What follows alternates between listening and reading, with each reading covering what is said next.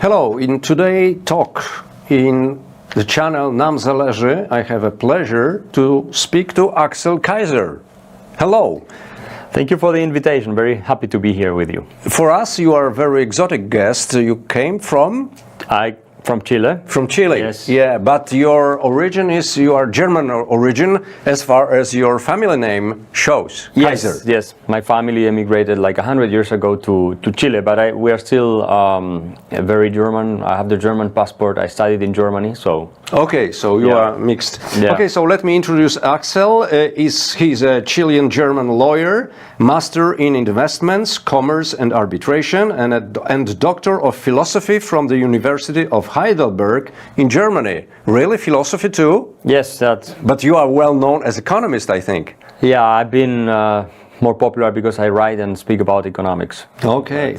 His opinions have been published in international media such as the Wall Street Journal, the Washington Post, Quillette, Forbes, Newsweek, and Washington Examiner.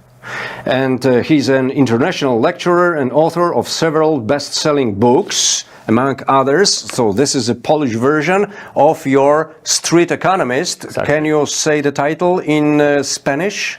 El economista callejero. It's a very challenging title. Can you say a few it's a words? provocative title. It means the street economist. And why did I decide to call it like that?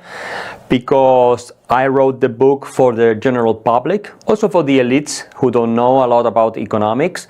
But I am arguing that we don't need more ivory tower economists who are as isolated, speaking among themselves. We need to bring economics to the street, to regular people. So we are trying to make of, the citizens street economists. We came to the same conclusion because recently I published a similar book destined to the ordinary people. So I think it's our destiny. I mean. So a 2021 study published by the Johns Hopkins University Institute for Applied Economics placed you in the third place among the influencers on economic matters with the greatest global impact in Latin America, Spain, and the United States on Twitter. Yes. So do you feel that you are most influential economist in Latin America, in the Spanish-speaking world? No, I would say on Twitter in the category of global impact. Mm-hmm. That means how much impact you have outside your own country. The study shows that I'm on the top 3 along with Nobel Prize winning economist Paul Krugman and Javier Milei, who is running for president now in Argentina. Yeah. And so, yes, that's a fact. But of course, you have many other economists who have a lot of influence and even more in terms of institutions and politics. And so if you follow them, probably you will become the president of Chile. Well, many people are suggesting that I should run for president because they think I would have chances of winning.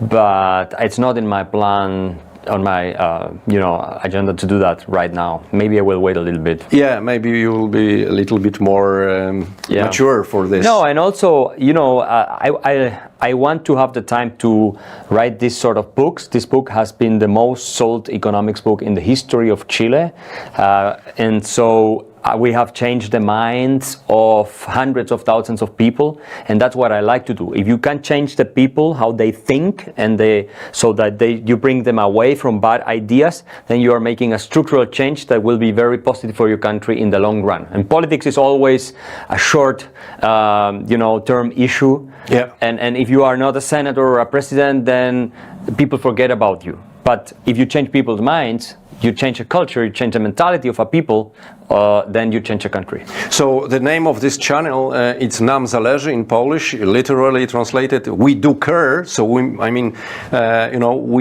care about changing of people's minds. Yeah. I am the president also of a think tank. We also do the same. So could you explain how did you do that your book became the bestseller? What kind of tactics or tricks you used? So, by the way, I'm also the president of a think tank, a free market think tank in Chile. Great, we have to cooperate then. Yeah, of course, we are the largest one in Latin America. Mm-hmm. Well, the thing with the book is it has different ingredients for the success. One is I'm very well known, so I have hundreds of thousands of followers. Many people know me all over, of course, especially in Chile, but all over the Spanish-speaking world. So I have a lot of followers. But the second thing is that the book is written in a way that is very easy to understand. So there's 15 economics lessons. I don't use any math, any graphs, any footnotes. It's not like high academic work. It's really with very simple examples for regular people. Everyone can understand this. It's being used by professors at universities. It's being used by teachers at schools. So it's from 14-year-old girls and boys reading the book to, doctors. Hopefully doctors and professors. Yeah, and professors and journalists who usually don't know much about economics. They are reading the book and they're finding it very useful. Even professional economists, some of them have read it, and they have told me that they think the book is extremely powerful in terms of conveying the essential lessons of economics, so that people will understand what are prices, what is capital, what is free trade, and in only a few pages, right? Because every lesson is not more than 5-6 pages long. In this format, a little longer, but in the format of the Spanish edition is like, because the book is bigger. I think it's 2 hours to read it. You read it in 2 hours, and you would learn, I think, a lot. I think I did a very good job in, synthesizing and summarizing up all the basic knowledge that you have in thousands of books. But of course, it's only an introduction. I don't claim this is everything you need to know forever, no, but this is the basic stuff that people who don't have time to read other longer texts, if they read this, they will have the basics, right? So they will be able to understand fundamental economics. So short forms, short chapters with a very challenging titles. For example, and very simple examples. Yeah, very simple examples. Competition, it's cooperation. Yes. Which the first word contradicts to other, and you join them. That's why what makes the book attractive, because it's like counterintuitive to say competition is it's collaboration. But if you really think about it, you have different, let's say, car brands competing. Mercedes competing with, BMW or whatever, or Toyota with Nissan. They compete with each other, but in order to collaborate with the consumer. So you are collaborating with your client because you are trying to offer the better car at a better price, and so you are collaborating with others. And if people like what you are offering, they're buying the car, and so you are having more success than the competition, or maybe you are sharing the market because you are both equally efficient, and that means competition is collaboration. But it makes everyone better off. Even your rival is getting better because of competition. Because if you don't have competition, it's like you would sleep on your laurels, and you would you wouldn't be challenged to become better. Like imagine tennis without Djokovic, Nadal, and Federer, right? Yeah. I mean, if what had been Roger Federer, it would have been very easy for him if Nadal and Djokovic would have not come. So even sports is a very good example of this, because if you have a tough rivalry, then you become better. The best version of yourself comes out. And this is the same in the market economy. I think that the journalists and politicians, they have tendency to simplify everything. And here it's a very good way to show them that life is not so simple as they think. Yes, this is not a book based on emotions. It's a book based on rationality, reason, and it's positive economics. It's how the reality works. So when you just say, for instance, let's take a lot of money away from the rich and give it to the poor, yeah, that sounds emotionally attractive to many people, but if you really think about it, the effects of doing that are probably going to be very bad for most people, because you are going to chase away investment, you are going to have lower creation of employment, you will have more unemployment, the salaries are not going to increase so much, and so on and so forth. And then that's what the book teaches you. Try not to be so much about feelings, but about good reasons and understanding how reality works, because feelings do not trump reality. Reality always prevails. Yeah. So Professor McCluskey said that your short book is the best introduction to economics ever.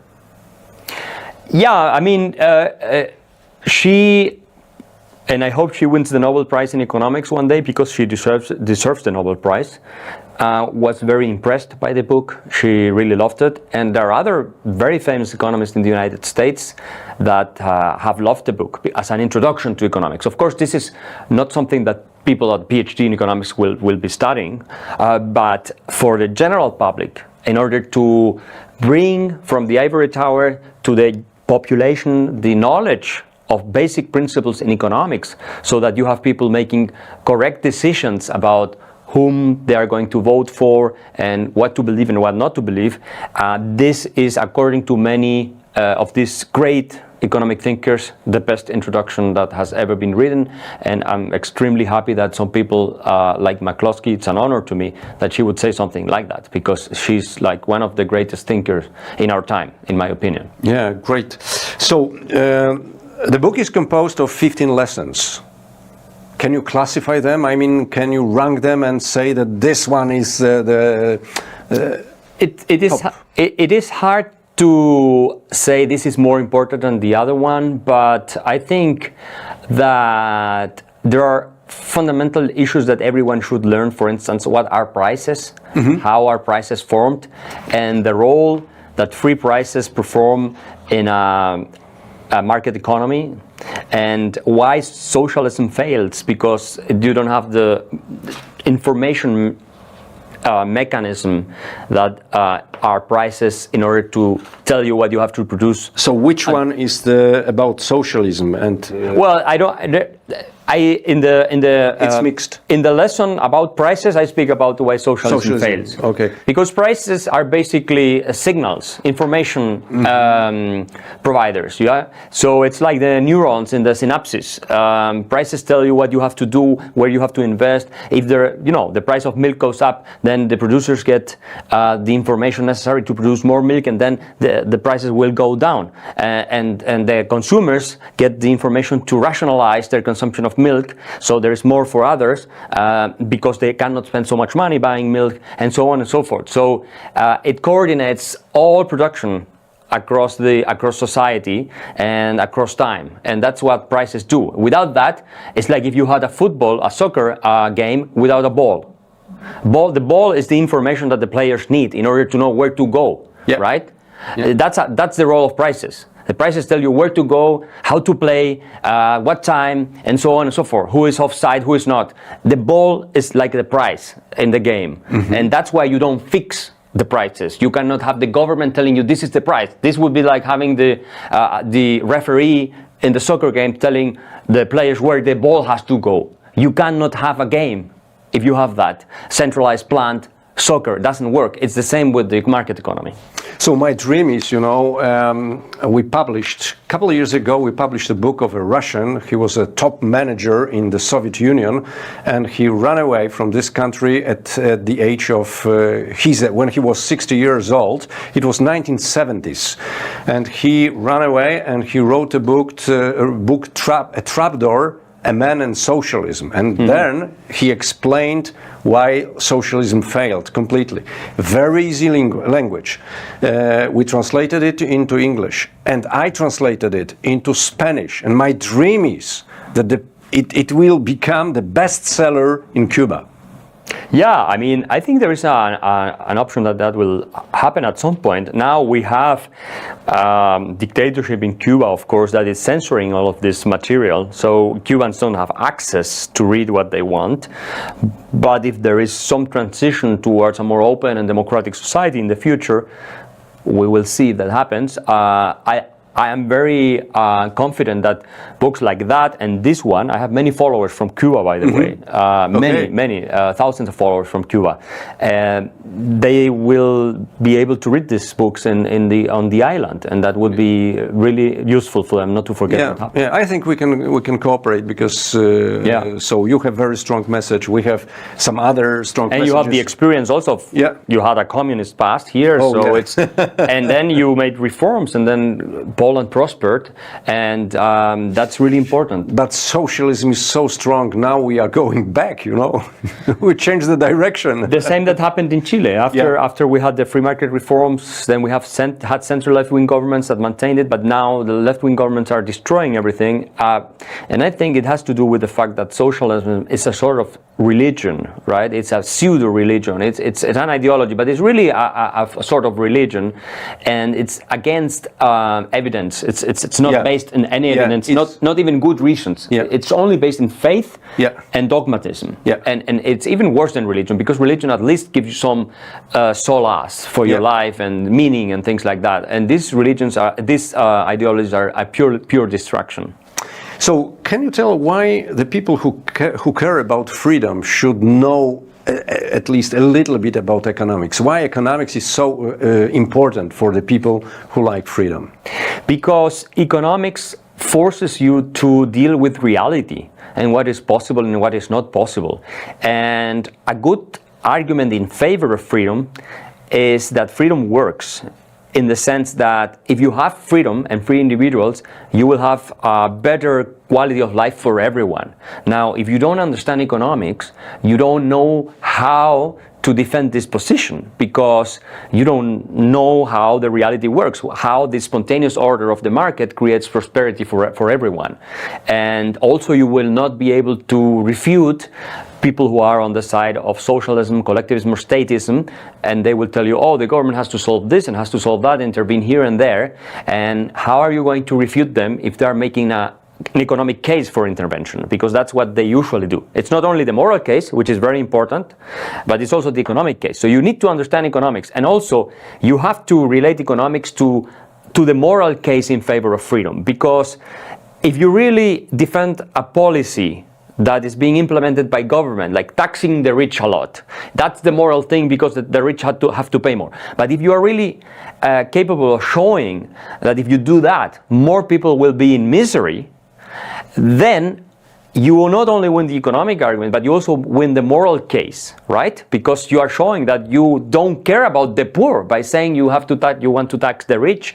You just hate the rich, you are envious, you want to destroy them, but along the way you are going to destroy the quality of life of huge numbers of people. So this is really important, to combine both things and not to fall into the easy trap of let's redistribute a lot of wealth and have social rights for everyone, because that doesn't work. And the only way you can understand that doesn't work is by knowing economics. Yeah, so freedom works, and there is full of evidence in history, but people don't want freedom. People prefer socialism, which does not work, and there is plenty of evidence of this. You managed to successfully promote freedom and free market in a Spanish-speaking world on a big scale. So can you tell what would be your advice to pro-freedom influencers in Poland?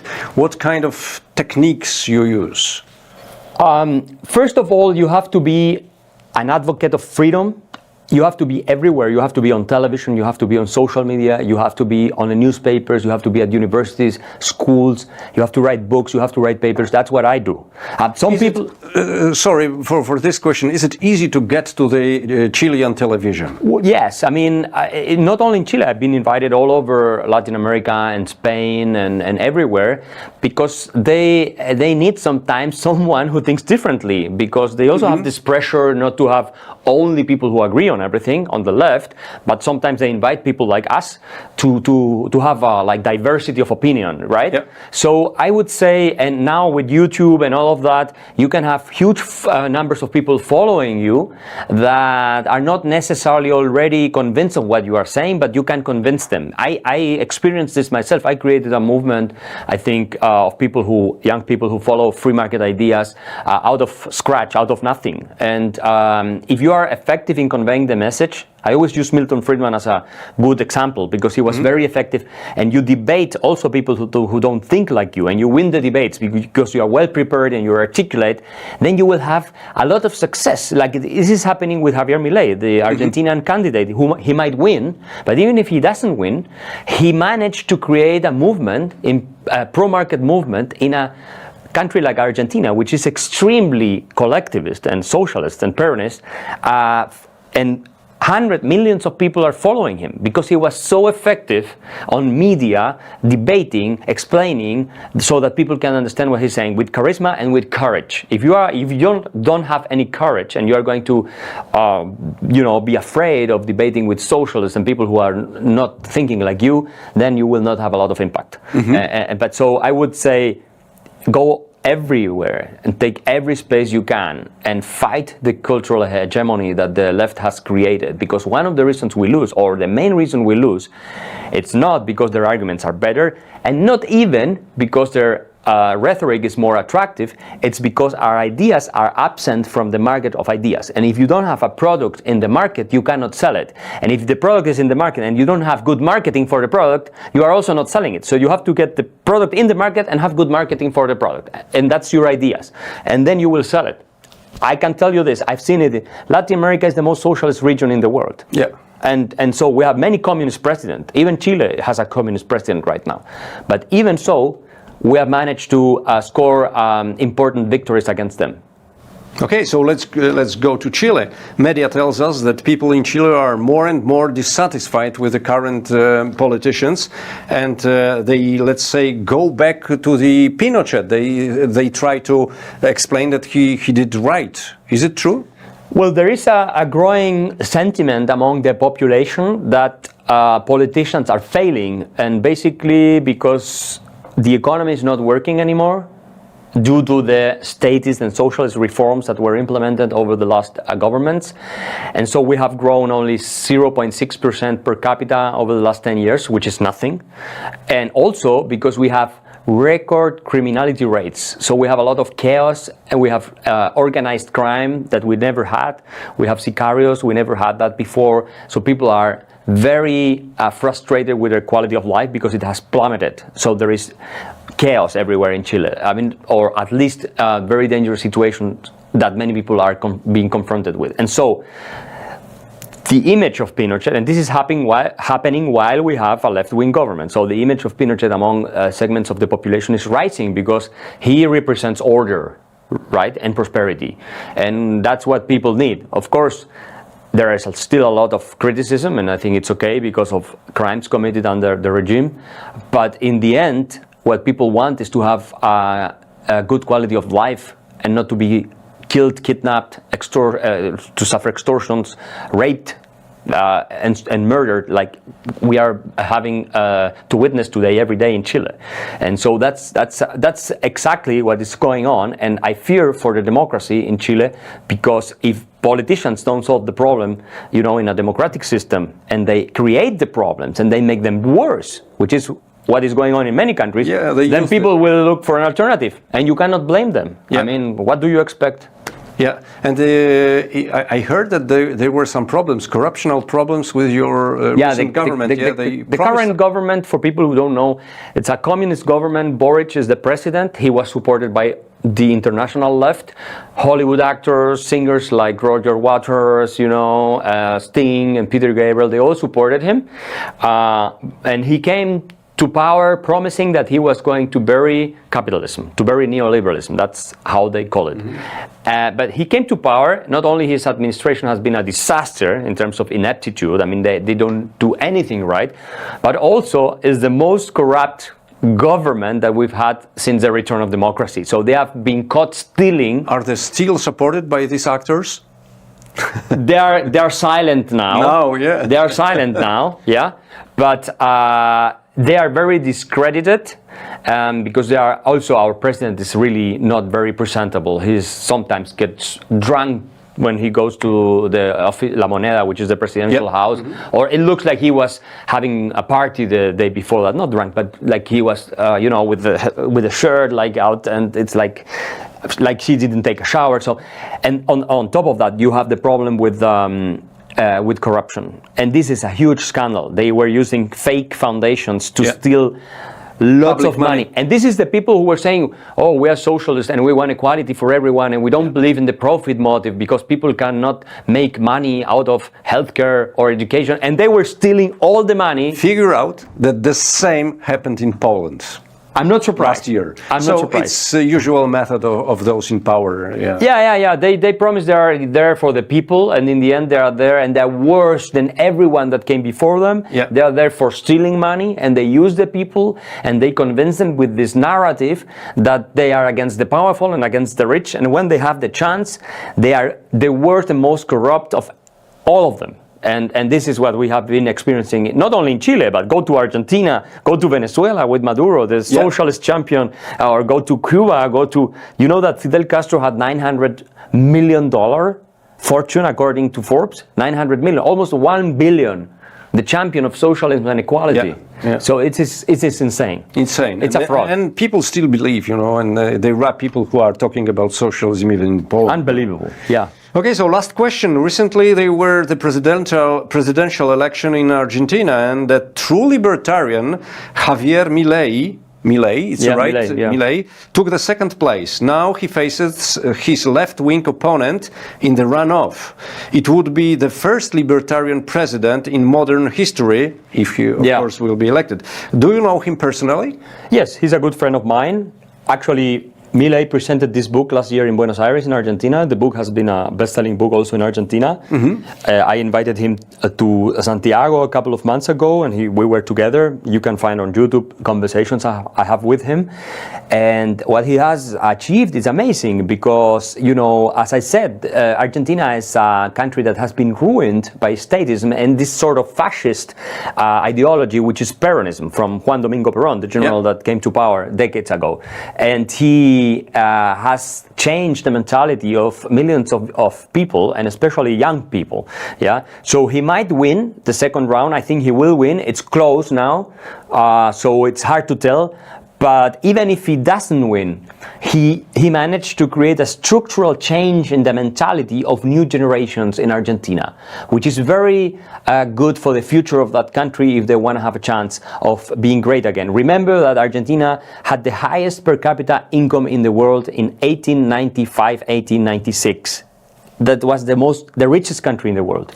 And then the socialists came, the Peronists came, and they destroyed the country completely. And now you have almost 50% poverty rate, and you have 140% inflation rate. It's horrible. Okay, after the election we will try to use your contact with him and try to maybe interview him, because he made a big impact on the young generation, this is real achievement. Yeah, he has done that, and I hope that, I hope that he then will have the time to do all of that, because Argentina is such in a crisis now that he has to act very quickly. If he wants to politically survive, he has to deliver very quickly. I think he has 3 months, 4 months, the honeymoon, when he's elected, in order to dollarize the economy or do something about inflation and introduce some reforms.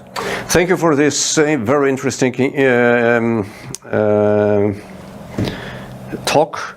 I would like to ask the Polish audience and show the book. It's Uliczny Ekonomista, Street Economist, and in Spanish? El Economista Callejero. El Economista Callejero, was it right? Callejero, yeah. Callejero, yeah, okay. So it's I think you can read it in just 2 hours. Yes. Simple language, 15 lessons. You can offer this. The Christmas are coming. It will be a very good present for under the Christmas tree. I think for everybody, for the youngsters and elders and professors. You will not commit an error if you gave this to just anyone. So thank you very much. Thank you for inviting me. I was very happy to be here with you. Thank you.